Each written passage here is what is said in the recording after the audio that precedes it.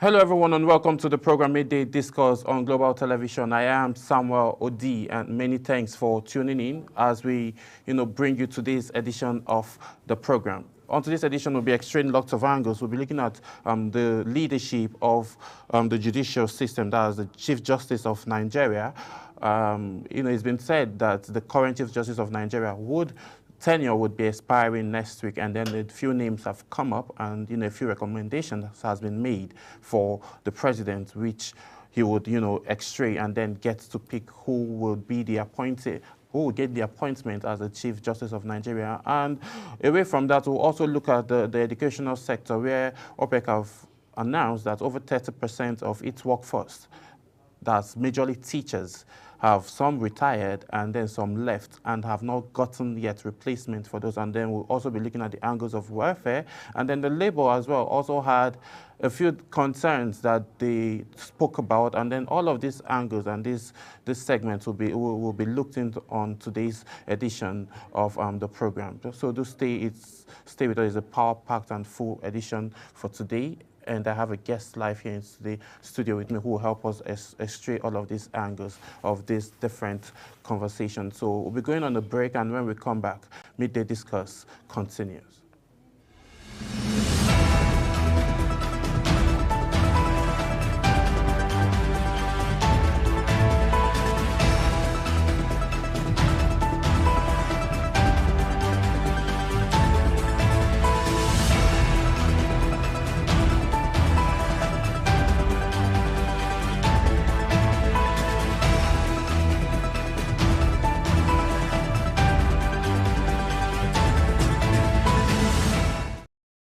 Time check. It's midday. Then it's Midday Discourse. Midday Discourse is a program that covers trending local and international news, current issues, and human-related topics. Join Samuel Odi weekdays 1 p.m. on Global Television. The discussion starts here. Global Morning is your ultimate destination for engaging political and economic matters. I am Uyi Agmofrebe. And don't forget to include social discussions. Tune in every weekdays from 7 a.m. to 10 a.m. I am Queen Agaba.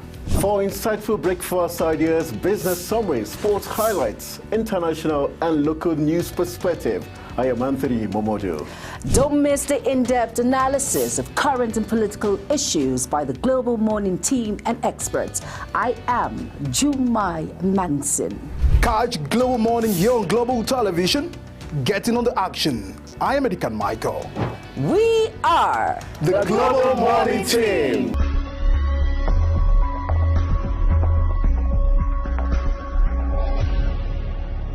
Is the desk on Global Television? Nigeria. Come join Anthony Momodu on television's most compelling and facts-finding talk live show.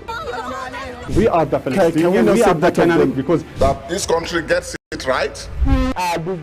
It's the Desk on Global Television, where we analyze and dissect storming issues and commentaries in the world's biggest black nation, Nigeria. Who is being held accountable for this money? The eyes have it. We stay and decide policies and reforms on the decks. Tune in Mondays to Fridays, 5 p.m. to 6 p.m. on Global Television. Let's stay on the decks.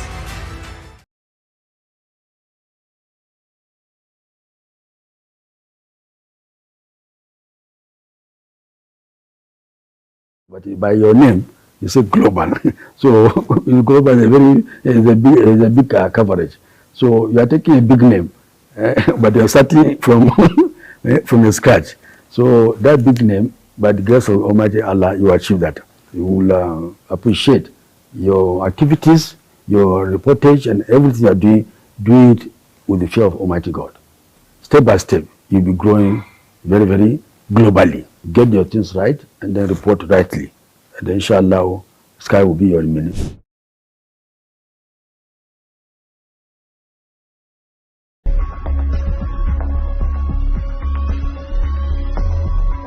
I want to go further to congratulate you on being on DSTV 365, channel 365.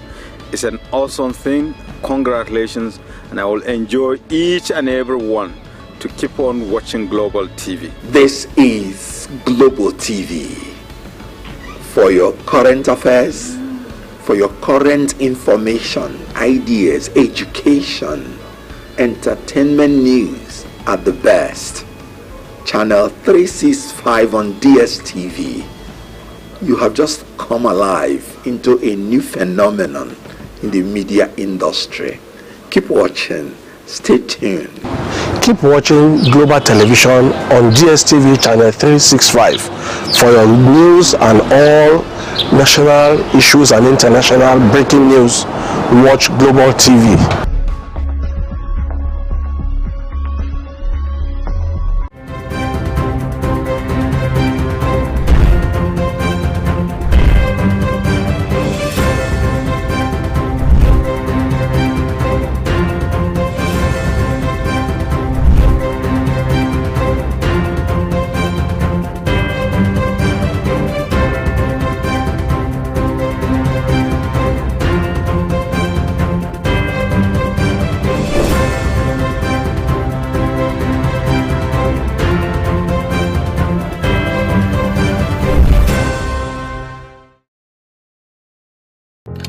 Get ready for it.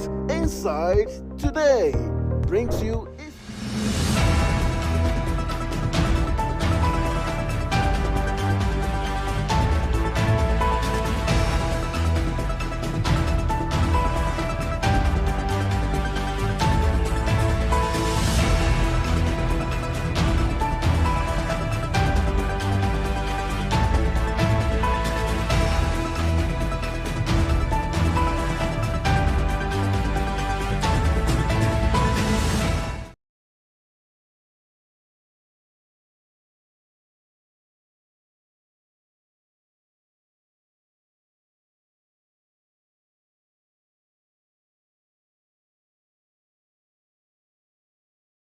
Many thanks for staying with us. If you're just joining, this is Midday Discourse on Global Television. My name is Samuel Odi. Yes, so it's the weekend and I'm looking all like Friday. So let's get into the conversation properly. You know, the organized labor have actually came out and then they made a response to the raid that happened at their secretariat where they gave a list of demands and then requiring for an apology from the security operatives that raided their secretariat. And, you know, they said they couldn't find a few documents and all of that. So they have responded and they have something to say, and I would like you all to take a listen.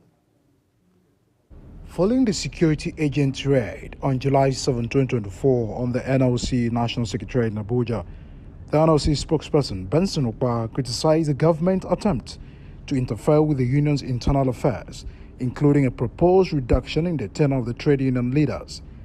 He urged that the action violated labor laws and international conventions.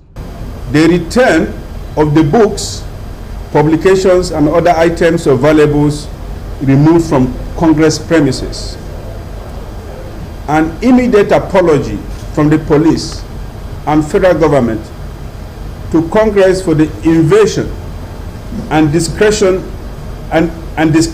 of Congress headquarters. NLC spokesman reiterated that NLC did not participate in the End Hunger protest. The Congress therefore demand the release of its member in the government custody. Immediate and unconditional release of everybody detained in connection with the protest. Government to stop criminalizing lawful protests, as well as put an end to the continued harassment of people who hold dissenting views to government. It will be recalled that the Department of State Service, through its spokesman, Peter Afunaya, denied involvement in the raid. Also, the Inspector General of Police, Kayode Betukun, confirmed that the raid was carried out by the police, saying a terrorist involved in Sudanese crisis was stressed to be a shop near the Labour Building. Edikan Michael, Global TV News.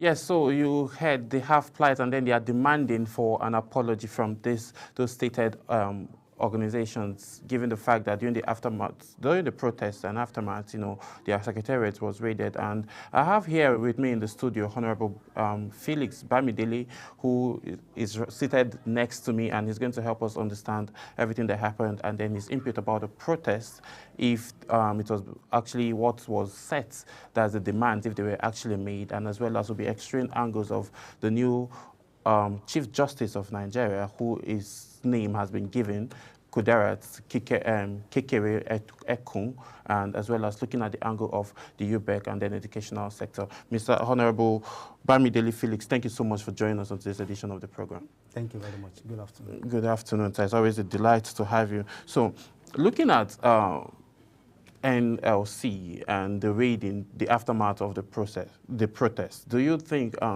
them coming out to demand for an apology for the raid of their secretariat it's fit?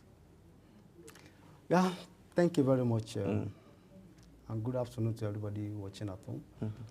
Let's start by saying that NLC is just one of the arms, and not all, in terms of the protest that was recently done. Yeah. And if I may recall, that NLC were not the one organizing the protest. It was the masses. Yeah. So individual people joined the masses based on understanding about the economy and the government of the day. Yes. But if peradventure there were issues at the NLC secretariat, the question is, who were involved? Who were the perpetrators? Is it the protesters, or the NLC, or the hoodlums that we can think of? And I think at the moment we should allow the police to do the investigation, yes, and come up with a reasonable reasons, possibly make some arrests, the people that they thought could have done such, and give us some reason why such was done. NSC cannot demand, even if they were demanding from the government, is it the government that vandalized their secretariat, or what are the backup reason for demanding apology from the government? If they were demanding for such, that means they were part of the protest. So is the government that will go at the back and vandalize their secretariat? There were lots to say, because what they were demanding for, there has not been a basic justification for it.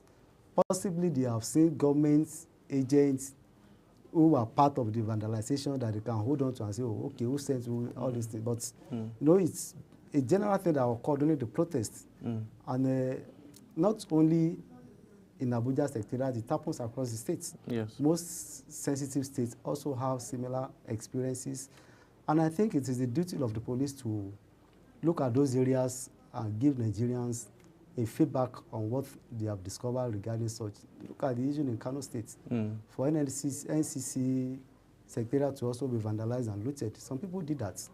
It was even burnt. Some vehicles were burnt and all of things like that. So it's not only the NSC that will be asking for apology or demand of explanation on it.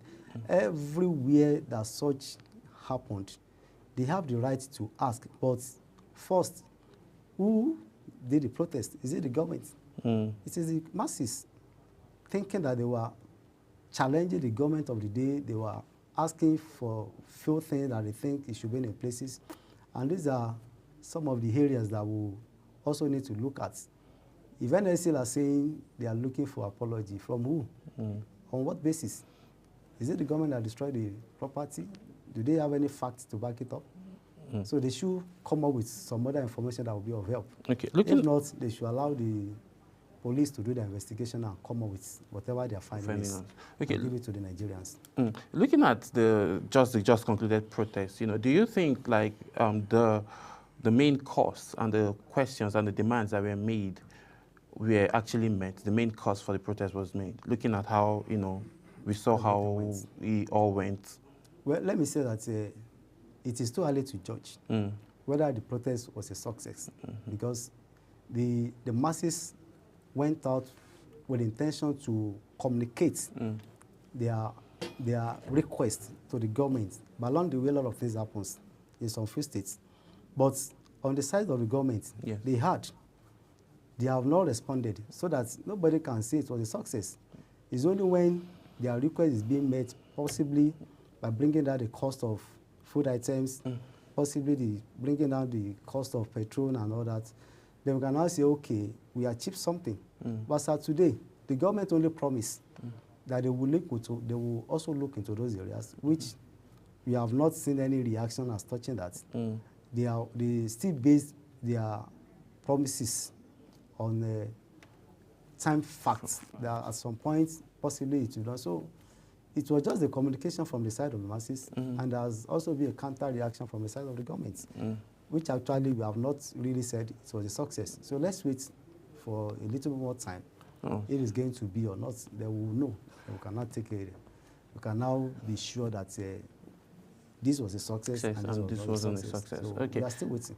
Okay, we are hoping to see positive reactions from the just concluded #End Bad Governance protests, and lots of demands were made, ranging from the angle of constitutional review and all of that. So let's move away from the protests a bit and then come back and have this national conversation about, you know, the list of those that have been nominated to take in the role of the next Chief Judge of Nigeria. The National Judicial Council will have sent Justice Kudirat Kekere-Ekun's name to President Bola Ahmed Tinubu for his approval as the next Chief Justice of Nigeria. The next step following the recommendation by the NJC during the 116th meeting which was presided over the outgoing Chief Justice of Nigeria, Chief Olukoya Arewolo, who made the recommendation that her name be sent to the President for appointment as the country's next Chief Justice of Nigeria. The National Judicial Council Director of Information, Shoji Oye, disclosed and says the next step was sending Justice Kekere-Ekun's name to the President for approval. So looking at Justice Kekere-Kudirat now, you know, it's a very big task for her to be the Chief Judge. Do you think she has the powers to, like, handle that office? Well, thank you very much. I think the outgoing to be CGN has done wonderfully well as far as the nation is concerned, even though there were questions to ask in terms of some judgment that were given, especially on the electoral processes. Yes. But notwithstanding, there is no way we will not keep moving and keep going. If one is going out, someone else must fill the vacuum.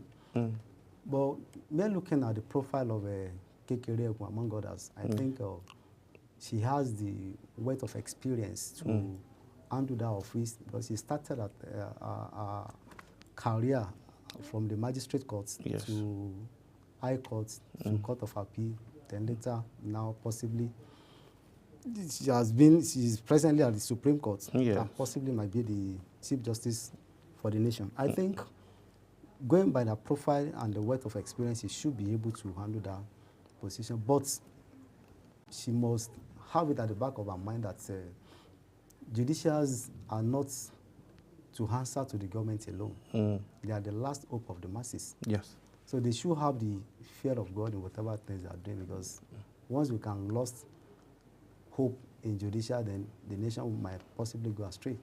So she should just, if eventually being appointed, she will have the fear of God in her dealings, and not to see themselves as just an instrument of the government of the day and pervert most judgments, but they should know that whatever judgment given by them, there is still a superior authority that will still overjudge it, and which is our God Almighty. So I believe she will do well, and she will perform excellently in her new office. Hopefully she assume, and the president attests to that fact, because she's been recommended by the outgoing to be CGN, and I know she knows her capacity before she could make that recommendation.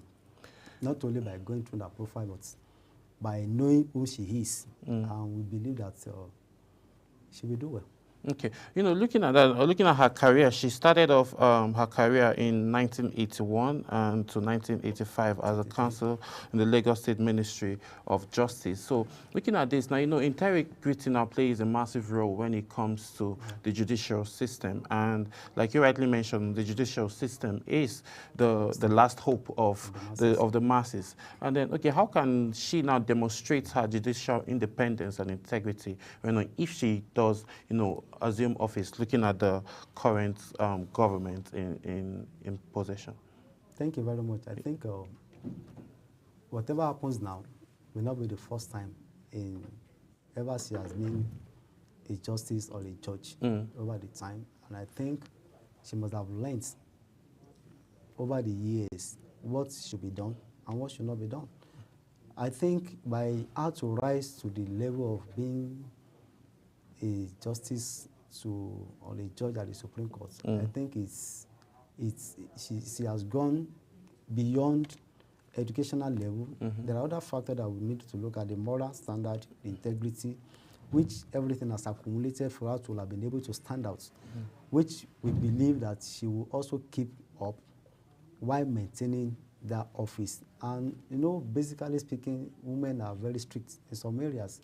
And I always want to respect and give them that kudos when they assume a position of such. So I believe she knows the best, and she will act rightly to ensure that the nation is in a safe hand and to do the right thing. So I believe she will perform well. You know, looking at the Constitution and the 1999 Constitution, which, you know, is actually being in talks now for review, and most persons have argued for it to be scrapped totally.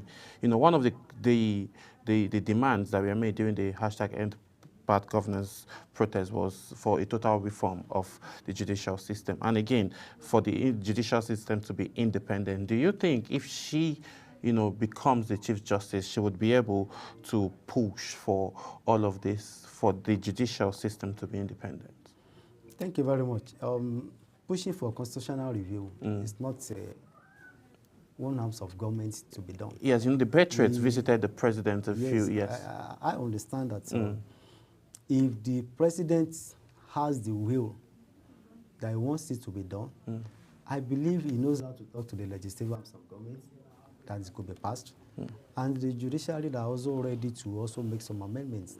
Because we've heard over the time, even when some of our senators are talking that with that constitution, there is no way we can move forward as a nation.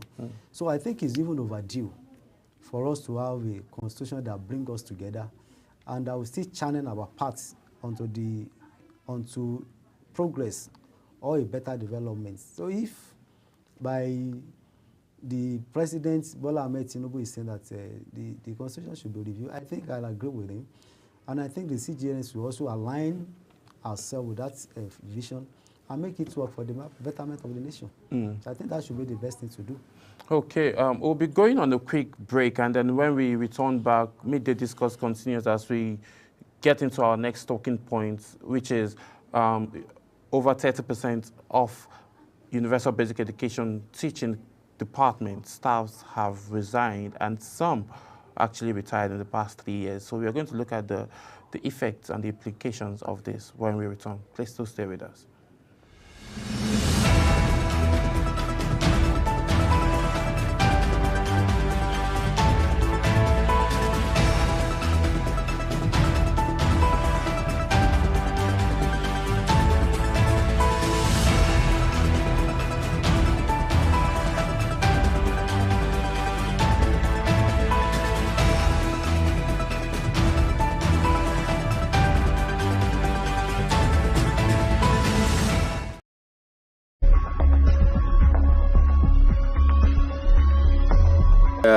I want to go further to congratulate you on being on DSTV 365. Yeah, channel 365 is an awesome thing. Congratulations, and I will enjoy each and every one to keep on watching Global TV. This is Global TV.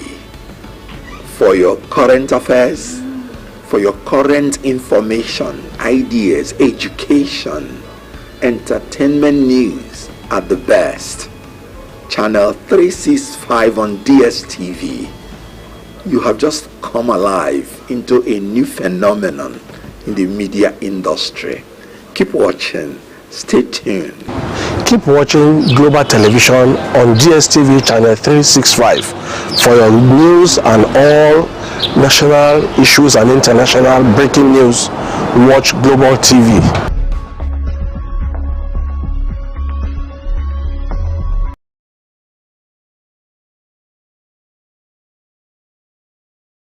Time check. It's midday. Then it's Midday Discourse. Midday Discourse is a program that covers trending local and international news, current issues, and human-related topics. Join Samuel Odi weekdays 1 p.m. on Global Television. The discussion starts here. Global Morning.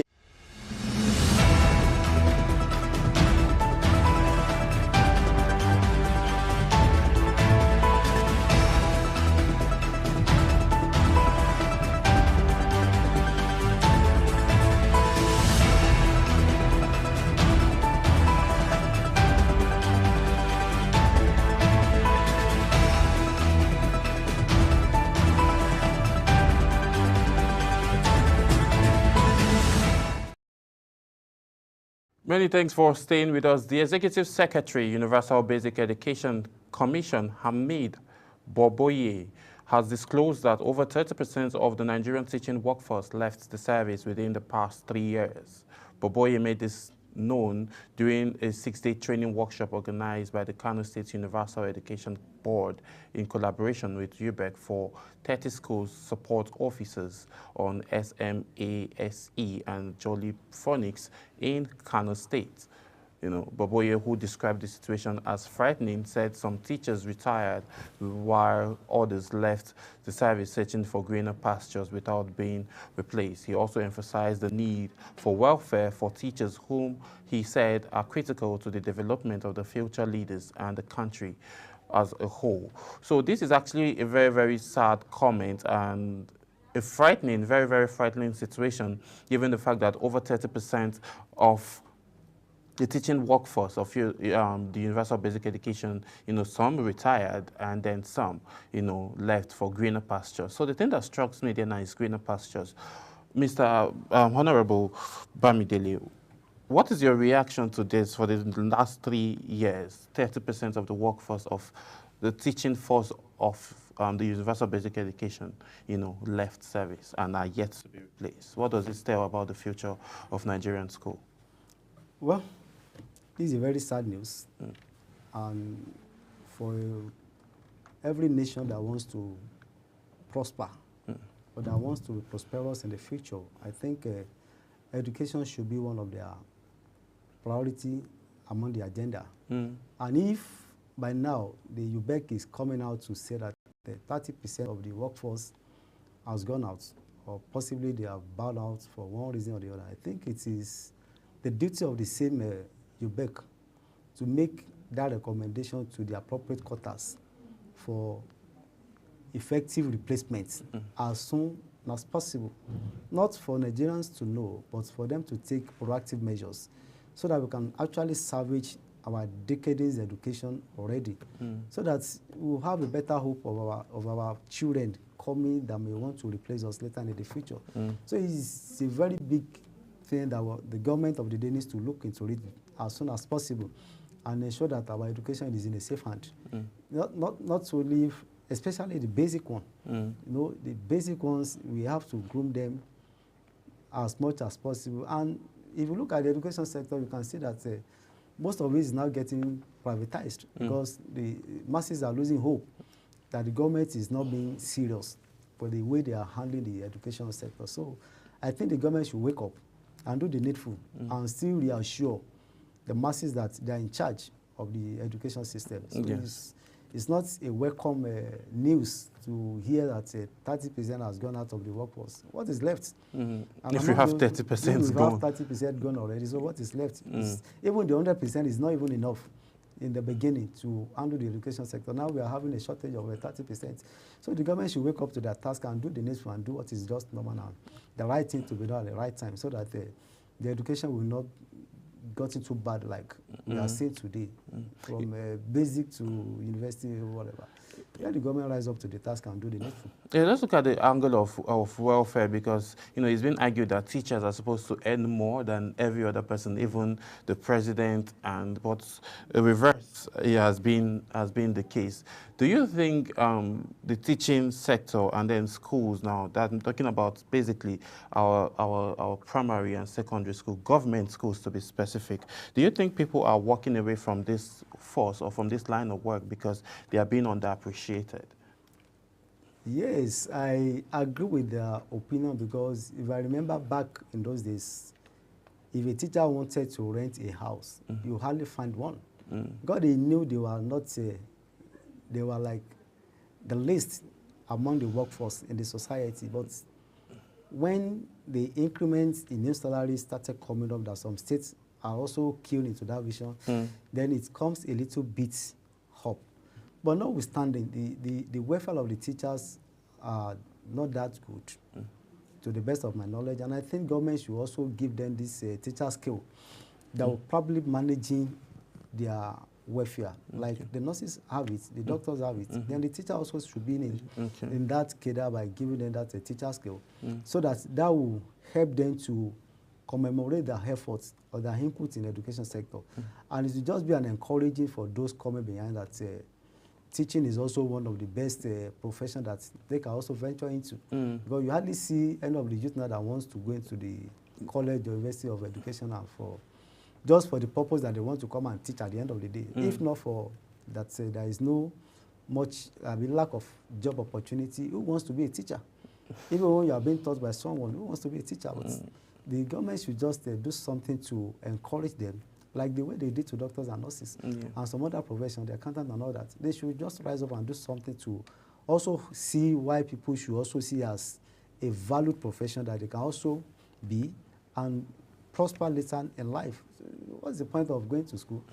At the end of the day, you come back and hand 30,000 naira, that is even zero to the economy we are running at the moment. So it doesn't worth it. So I think the government should encourage the upcoming ones to see why they should also engage themselves in teaching profession, and also believe that with that they can also make an ends meet at the end of the day. Aside the teachers now leaving, this 30% leaving, what does it mean now for the pupils? And then obviously most of these numbers now are from rural communities, that's not in the urban cities, in our government schools in the rural. So what does this mean for the pupils now in the school, and for parents now that sent their children to school? What it means is that there is no hope for them. Those in the urban cities are trying to maneuver the situation, but those in the rural areas, their education status is hopeless. That's just a simple meaning, because one, the teacher is not being motivated and encouraged to go to the rural area, and few ones that are even going there are not going there on a daily basis. They don't have, many of them are not even a professional in those areas. So the hope of the rural education sector is hopeless. Do you think UPEC is doing enough to keep its staff? Yes. Let's say they are trying, but their trying is not good enough. That they still have to do more in order to ensure that that aspect is being fixed. And let most of the state governors also come to their heads and see where they can amend many of these, and let it be functional, so that out of a black pot comes out a white pap. So at the end of the day, they will not see that growing up in the rural area does not make them a less human, that they are also part of the society. Because once they can have access to some of, especially the education, quality education, I think they also will have a better hope of being a citizen of Nigeria. We've had different series of strike, and then that's for tertiary education. Do you think, let's look at the Ministry of Education now. Do you think the minister and his cabinet are doing enough for that sector? Looking at the fact that education is obviously it's very, very key to every country, and then it's very key for every child to be educated. So what do you think now the Ministry of Education should do in this light of having this amount of teachers, leaving in the space of 3 years? Well, I think the government of the day should have an agenda that prioritizes education. That's new policies? Either by their new policies or by funding. Okay. I think among the budgets of each of the parastatal, if you look at it, education could hardly have enough to sustain what we have on ground. So the question is why that level is so low? Why we prioritize the infrastructure more than education, the life of the people and all that? I think the government should also see why they have to fund education sector more. Unlike the new policy that the president is having by creating an avenue for a student loan, it's also part of it. If that can function as promised, it's also part of it. But when it comes to maintenance, teachers' welfare, the encouragement, the publicity, the government should do more by encourage their funding so that they will have enough to motivate the pupils and the teachers that will handle their lives altogether. So it's still in the hands of government that they should increase their budgets and let it be well monitored and done as suggested. Do you think this the student loan now that has been created by the Renewed Hope agenda, led by this administration, led by President Bola Ahmed Tinubu, is a welcome development? And how well do you think Nigerians are responding to it? Well, it's a very good idea. Let me just call it an idea because it's one thing for the government to promise or suggest. It's another thing for implementation. Okay. So assessing that loan could also be a barrier because we have not seen a mechanism by which this fund could be accessed. The government only promised that a certain percent of money will be made available for student loan, all these other things. But nobody has ever come out to say he has gotten that loan. So which means the mechanism put in place to access that loan is somewhat critical. So it is not for them to talk that matters. It is the implementation that really matters. So what are the ways, or how do they expect the students to also, what are the criteria? They want them to ask, is it channeled through the state government, through local government? How? They need to give us some simple principles of going about this. So it is when we see that, okay, this petrol is going to what we can say, okay, the government has come out to say do something reasonable about in that regard. It's not even about the promising or about the renewed hope that the hope is becoming hopeless. No, let the renewed hope be hopeful so that we can know that truly they mean business and they are also concerned about the people out there. Well, let's hope that, new policies and then the Ministry of Education will do everything necessary to see that Nigerian schools get back to working. But let's look at the tertiary institution and all of the strikes and then the ravaging increase of private schools. Most of the time strikes happen and then a lot of persons decide now to send their children to private schools. What then does the future hold for the household that cannot be able to send their kids to all these private tertiary institutions? Thank you very much. The way things are going, the private tertiary institution will continue to be, while the government institution will also continue to be. Let's start from this angle of religious institution. You can see that their fee is skyrocketed. Hardly you see people that can afford. So those ones that cannot go there, you always find themselves in government school. And to the best of my knowledge, government school is still the best. Because one is a secular word that brings all manners of people together. Some religious settings, they have a kind of separation. They have people that are targeting. Not everybody might be included. But when it comes to federal government or state tertiary institution, you can see that you see all manners of people coming together, embrace one another, and see them doing things together like one family. So, but the knowledge shared is also very dynamic. So, which I think the federal government institution is still one of the best that we can maintain as a nation, and on no account must we allow it to go into extinction. Even if we are going to have a supporting private institutions, just to support, not the main focus of a country that wants to develop. There is no way we can say that the hands of government should let go of any schools or of any institution in a nation like Nigeria. the government should still maintain that standard. And if you go by the rating, I think the private schools are coming first in some aspects, medical, technology, computerization and all that. But the government should ensure that they don't lose that focus and integrity when it comes to the management of schools. So they should rise up to the task and do something meaningful and better for Nigerians. The last time you were here, we spoke a little bit about the local government autonomy, and you actually mentioned that there are a few things that the local government needs to pay attention to. So with this current local government autonomy being signed now, and then the local government receiving funds direct from the federal government, do you think it's going to help revamp the schools now in the local government areas? Yes, I believe so, that it will help, especially the education sector, because one, it's easier for the arms of government to get to know what is happening in your local environment. Yes. And as long as you have funds to pursue it, possibly during rainy season, there is a disaster of roof being removed. You can easily run to local government and say, oh, this is what happened overnight or during the day.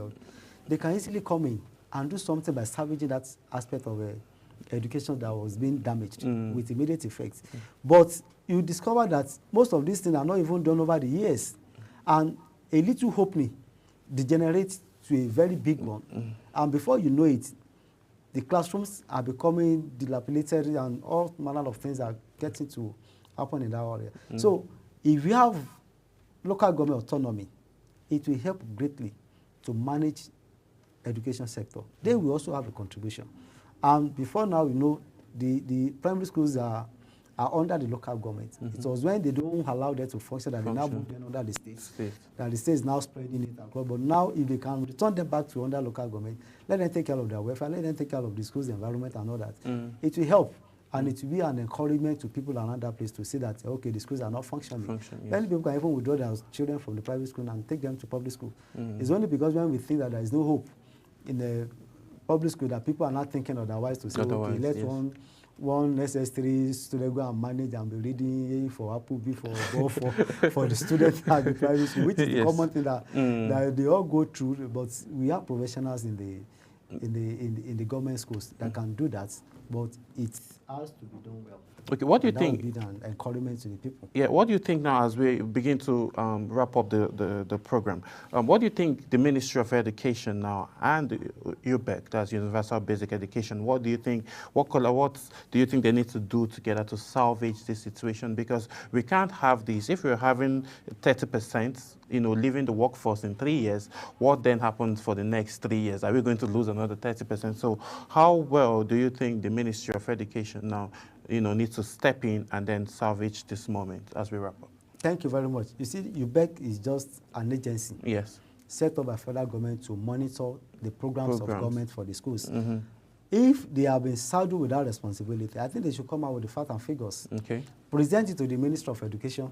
Let it forward to the commissioners, permanent secretaries that were involved and say, okay, this is the information we got from UBEC. Can we just harmonize it and see the best way we can just implement it and make it work?